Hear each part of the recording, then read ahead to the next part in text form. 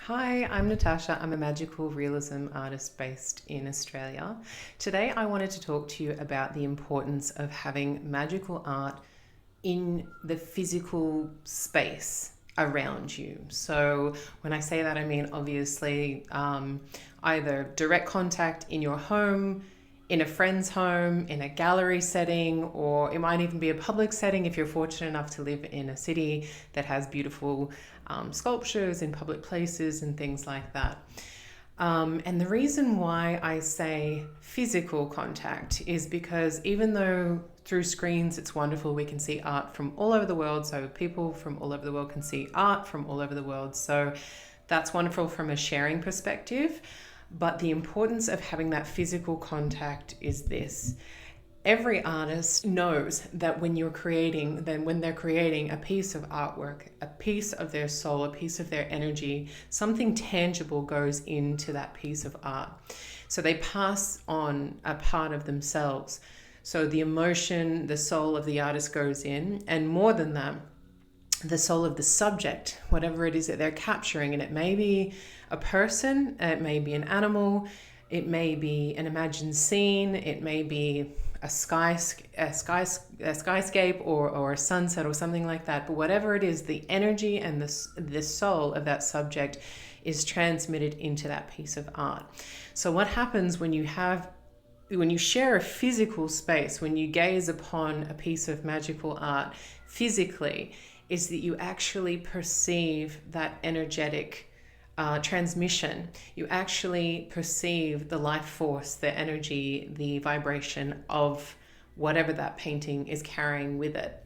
So it's an incredible thing. I've done portraits, commissioned portraits in the past of people's loved ones who've passed away, and they have told me that when they are in the room with this painting, they can actually physically perceive, they can feel the presence of the person in this painting, which to me, I just find absolutely incredible. And this is, I painted this painting of a person that I don't know, but this person has shared a photo of them and I've transmitted the emotion through, my paintbrush. And they have managed to, and in that painting is captured a part of that person's soul, a part of that person's vibration, to the point where, they were emotionally moved because they could feel the person, they could perceive the person in the room with them when they were gazing upon the painting or when they were in the room with the painting. So this to me is the power, the transformative and the transcendental power of magical art. And the reason magical art is because obviously it's the sort of art that I make. And the reason why I make that art is this very same reason, which is it doesn't just represent the world around us. So it's not just purely representational, which means it's not just a tree looks like a tree, a person looks like a person. You want the thing to look exactly how it looks in your physical reality. It goes one step further and it takes you to another imagined dimension, space, version, reality, dream, whatever it may be, of this reality. So it takes you to another place completely. So for me, the experience of gazing upon magical art, so art that basically explains something or represents something or portrays something that doesn't exist in physical reality. It only exists in that painting. It only exists in the mind of that artist, and through the brush of that artist. And it doesn't just belong to the artist. Once the artist has created the artwork in a sense, in a very real logical sense, takes on an energetic life of its own.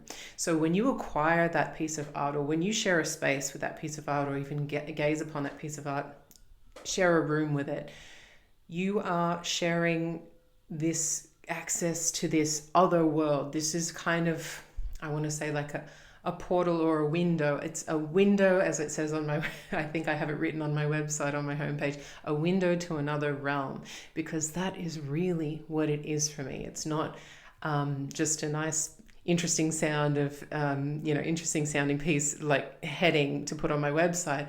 It actually, in the most real, tangible sense to me, as the artist, as the creator, is a window to another realm. So it's an incredible feeling for me, because I feel like I'm translating something that already exists, that's out there, that it doesn't necessarily belong to me, but it belongs to my perception of whatever it is. So I have received it, I've reinvented it, and I've created something in the physical 3D realm, an object that someone can put into their space or their home, or someone on the other side of the world can see in a gallery and share a space with, and pick up the energy of the world, of the realm, of the reality, of the dimension that has been communicated through that painting.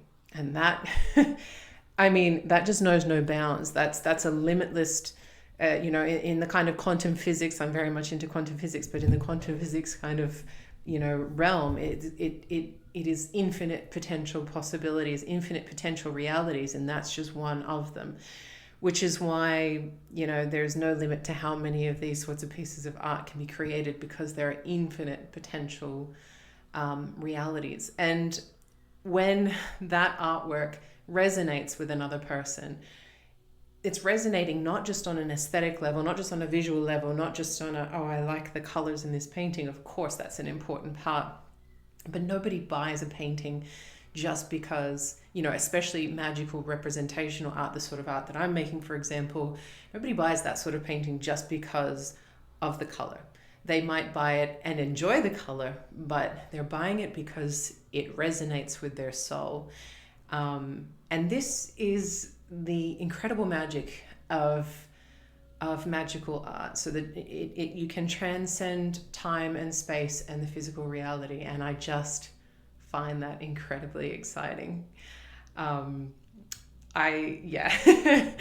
could talk about it all day, but I won't. I'm going to wrap this video up. But thank you so much for sitting with me. I hope to share more with you soon. I'm very new to YouTube, so if you enjoyed this video, be sure to like and subscribe to my channel, because I'm at my very, very early beginnings still. I would love to have you along for the ride. Thank you so much for your time, for sitting with me, and I'll see you in the next one. Bye.